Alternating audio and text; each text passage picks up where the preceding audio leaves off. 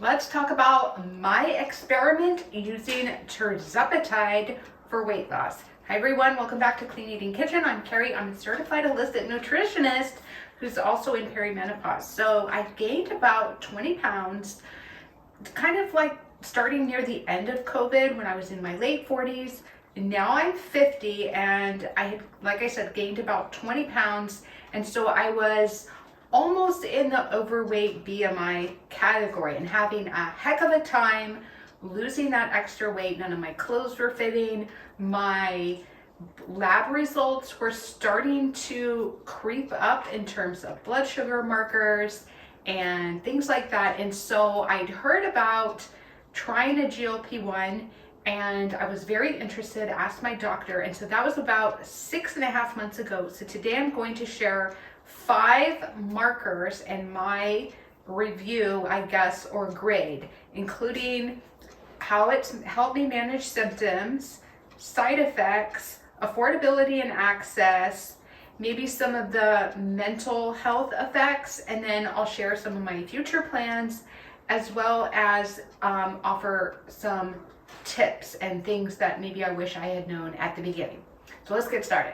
I was interested in starting a GLP-1 first for weight loss, second for potential inflammation benefits, and that includes neuroinflammation. And specifically, I have ongoing migraines, and I had heard anecdotally, meaning not research-based, there really isn't a lot of research on migraines and GLP-1s, but even just the idea that it could help was very interesting to me because I've tried so many things to help with migraines that haven't worked.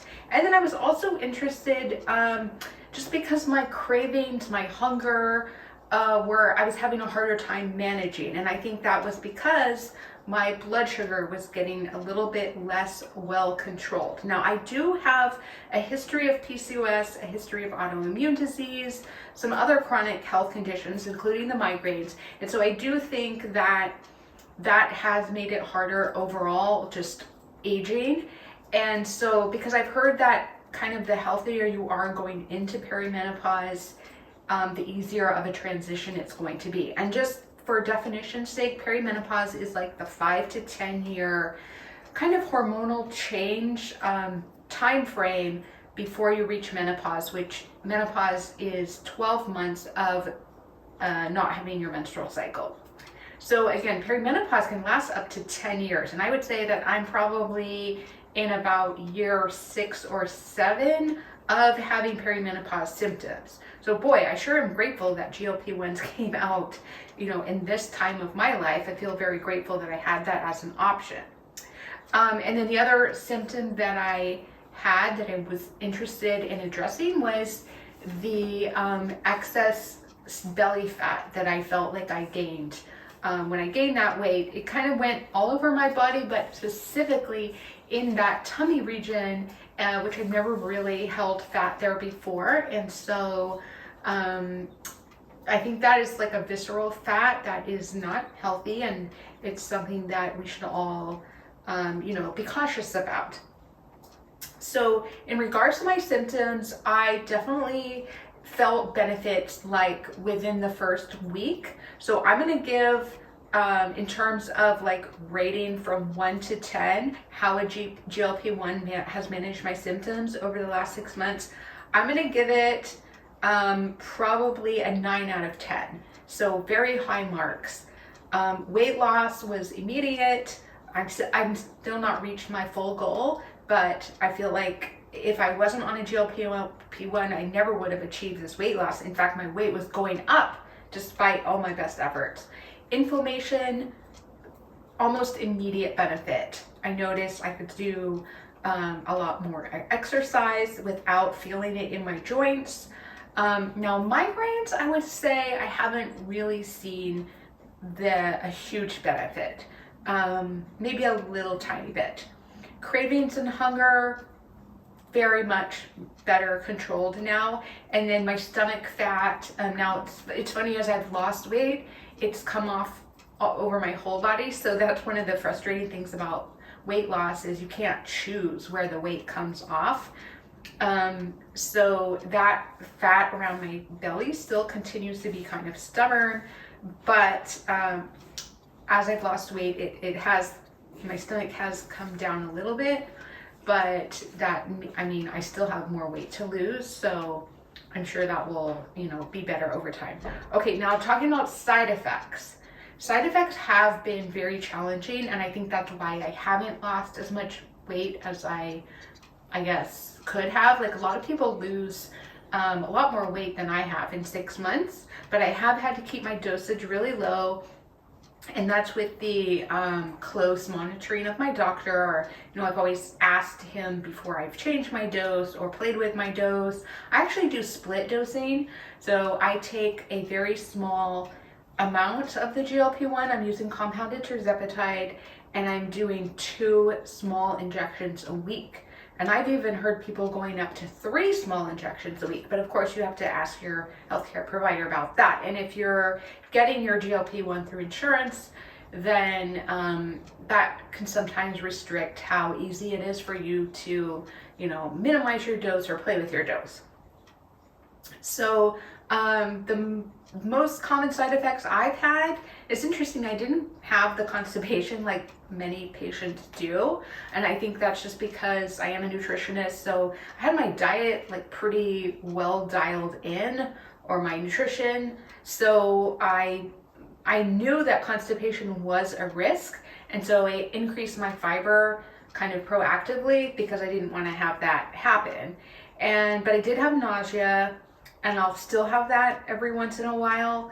I will say that probably around several months in, the side effects really became minimal, maybe as my body got more used to it, but they were intense, especially in the beginning.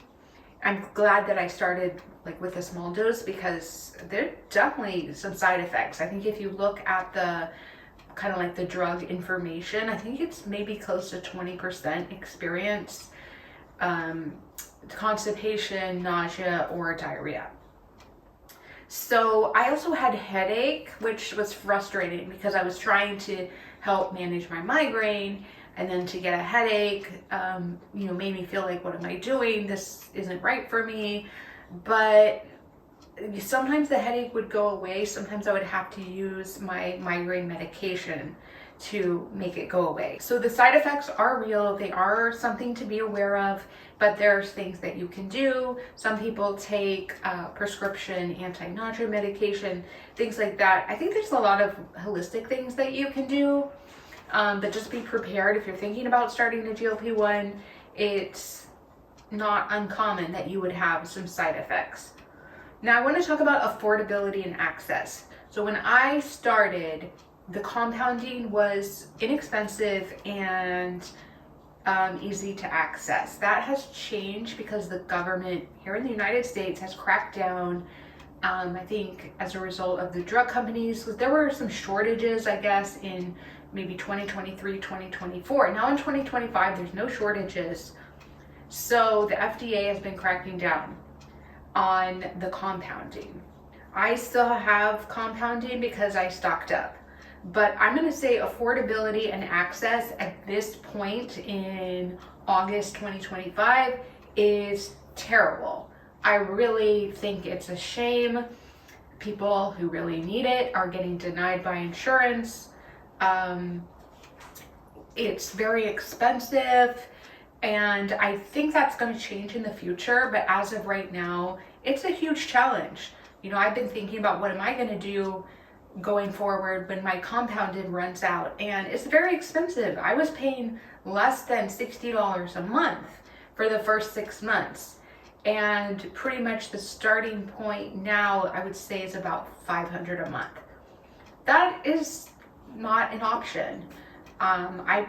If I had to pay that much, I would probably try other things, but that's just me. For people who can get it covered by insurance, I would say, do that, and whatever you have to do to get access, but try to get it covered by insurance if you can. And there's also like more of that is opening up. Like, I think now it's been covered by a lot of insurances for sleep apnea. So I'd say work with your healthcare provider to try to get it covered. If not, then just try other means to get access. But right now it's really terrible. So I'm going to give that a 1 out of 10, because I think it's terrible that people who are suffering from health conditions that can be resolved by a GLP-1 aren't able to get access. Okay, so now I want to talk about number 4, the mental health aspects of taking a GLP-1. And this has been very interesting, I think, from a lot of different perspectives. As somebody who doesn't really want to promote diet culture or be a part of it, or be part of kind of like the toxic diet culture discussion, it's interesting to kind of like jump back into a weight loss discussion. And then like I've been public with sharing my story, and so to talk about things like my weight and stuff publicly has been challenging. And also dealing with people's social media comments, which often range from, you know, inappropriate to downright cruel, is a challenging. So I would say if you are thinking about starting a GLP-1 and you don't feel comfortable talking about it, you don't have to. It's nobody's business but your own. I think like recently Serena Williams talked about her journey with the GLP-1, and if you think about it, she is a professional athlete who has all types of access to, you know, nutritionists and medical care and personal chefs and things like that. If she still struggled, and it just goes to show you what the average person who's, you know, not a professional athlete, how hard it is to lose weight. So my point is, I really admire Serena Williams for talking about her journey, and I think it's made it, it continues to kind of open the door to talking about weight. But again, if you don't want to talk about it, you don't want to tell your friends and family, that is totally your decision. It's up to you. I've been trying to be public about sharing it because I'm not ashamed about it. And I also want to try to make it more acceptable to talk about. And then my future plans, I do plan to continue staying on the GLP-1 for the short term and maybe the medium term. I don't know about long term, but I would say at least for the next 6 to 8 months, I plan to stay on it because I want to reach my weight loss goals and my health goals. And the research is showing that if you go off of it, then there's a very high risk of the weight coming back, and I don't want that to happen. So I plan to stay on at least, I would say, at least for the 6 to 8 months, and then conceivably for maybe several years. So we'll just have to see. There's a lot of really exciting things coming out in the GLP-1 space, like a daily pill instead of an injection. There are different kind of iterations of this type of weight loss medication. So I would say things are changing really fast, and it's just very, very exciting because the health improvements that people are experiencing who have struggled with their weight, and then maybe even the inflammation benefits in addition to weight loss, are just absolutely incredible. I have seen people lose several hundred pounds and completely transform their lives and their health, and it's very, very exciting. So my top 3 tips based on my experience: first of all, I would definitely not consider a GLP-1 cheating. Maybe you're still gonna lose weight even if you don't change anything else, but it's absolutely not cheating. And it actually is still quite a bit of work. And if you also want to have other health benefits, you can do other things like maybe improving the quality of your diet, maybe cooking more at home, maybe choosing less processed foods, maybe doing more activity. But it's absolutely not cheating. It is helping to treat a medical condition. And then the lifestyle changes are kind of up to you, and those just might dictate like exactly, I don't know, it might help you maximize your weight loss or maximize the health benefits. But again, it's still work to lose weight. To me, that it hasn't been easy. It still has been challenging. It's just actually working with the help of the GLP-1. So it's a tool, it's not a cheat.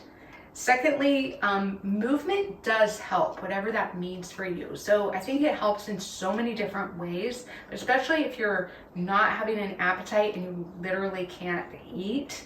I think exercise, whether it's, chair yoga or walking for 10 minutes or just whatever is kind of like within your scope of ability, is going to help.